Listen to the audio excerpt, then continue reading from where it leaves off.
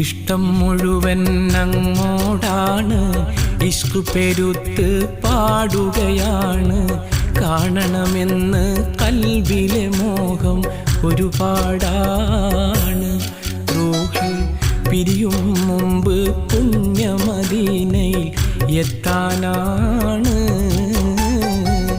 ഇഷ്ടം മുഴുവൻ അങ്ങോടാണ്, ഇഷ്ക് പെരുത്ത് പാടുകയാണ്. കാണണമെന്ന് കൽബിലെ മോഹം ഒരുപാടാണ്. റൂഹ് പിരിയും മുമ്പ് പുണ്യമദീനയിൽ എത്താനാണ്.